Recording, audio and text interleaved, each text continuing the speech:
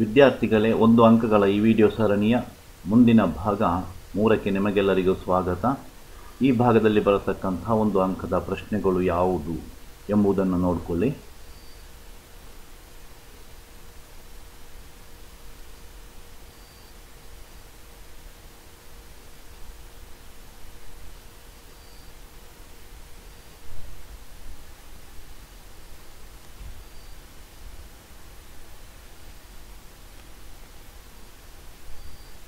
ಈಗ 6 ಪ್ರಶ್ನೆಗಳನ್ನು ನೀವು ನೋಡಿಕೊಂಡ್ರಿ. ಈಗ ಒಂದೊಂದೇ ಪ್ರಶ್ನೆಗಳನ್ನು ಉತ್ತರಿಸುವುದು ಹೇಗೆ ಎಂದು ತಿಳಿದುಕೊಳ್ಳೋಣ. ಪ್ರಶ್ನೆ ಸಂಖ್ಯೆ 1, ಎ ಮತ್ತು ಬಿಗಳು ಶೂನ್ಯವಲ್ಲದ ಗಣಗಳಾದಾಗ n of A, n of B, n of A ಛೇದನ ಬಿ, ಎನ್ ಆಫ್ ಎ ಸಂಯೋಗ ಬಿಗಳಿಗಿರುವ ಸಂಬಂಧವನ್ನು ಬರೆಯಿರಿ.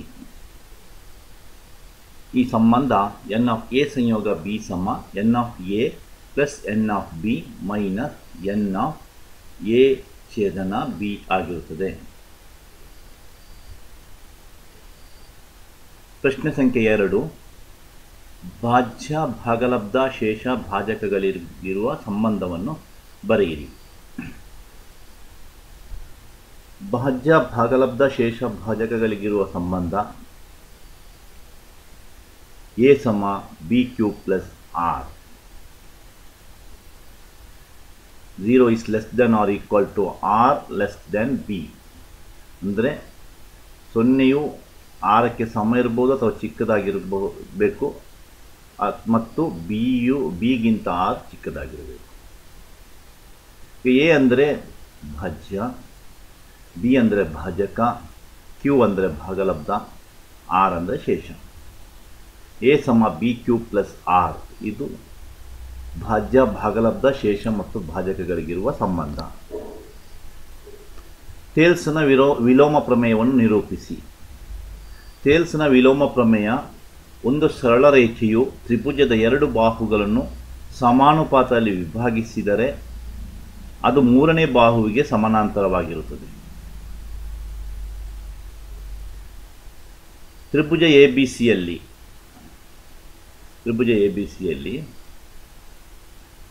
ಡಿಇಯು ತ್ರಿಭುಜ ಎ ಬಿ ಸಿಯ ಎ ಬಿ ಮತ್ತು ಎ ಸಿ ಬಾಹುಗಳನ್ನು ವಿಭಾಗಿಸುತ್ತದೆ.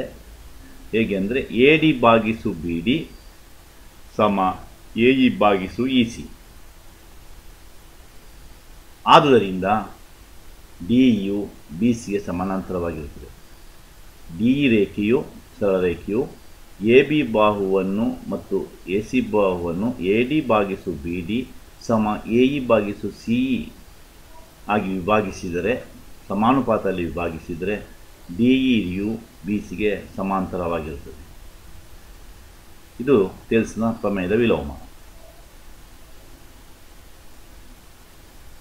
ಪ್ರಶ್ನೆ ಸಂಖ್ಯೆ 4, ಸ್ಥಿರ ಬಹುಪದೋಕ್ತಿ ಎಂದರೇನು? ಎಫ್ ಆಫ್ ಎಕ್ಸ್ ಸಮ ಸ್ಥಿರಾಂಕ ಆಗಿದ್ದರೆ ಅದು ಸ್ಥಿರ ಬಹುಪದೋಕ್ತಿ ಆಗಿರುತ್ತದೆ.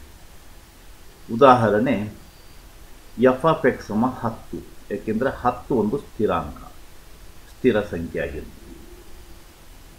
ಮುಂದಿನ ಪ್ರಶ್ನೆ ಸಂಖ್ಯೆ 5, ಆರ್ ಮತ್ತು ಆರ್ ಸ್ಮಾಲ್ ಆರ್ ಮತ್ತು ಕ್ಯಾಪಿಟಲ್ ಆರ್ ತ್ರಿಜ್ಯಗಳಿರುವ ವೃತ್ತಗಳು ಪರಸ್ಪರ ಅಂತಸ್ಥವಾಗಿ ಸ್ಪರ್ಶಿಸಿದಾಗ ವೃತ್ತ ಕೇಂದ್ರಗಳ ನಡುವಿನ ದೂರ.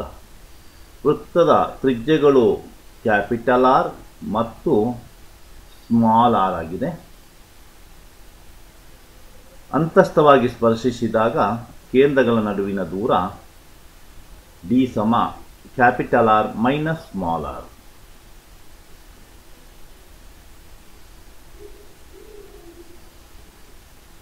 ಕೊನೆಯ ಪ್ರಶ್ನೆ ಈ ಭಾಗದ ಪ್ರಶ್ನೆ ಸಂಖ್ಯೆ 6, ಶಂಕುವಿನ ಘನಫಲ ಕಂಡುಹಿಡಿಯುವ ಸೂತ್ರ ಬರೆ.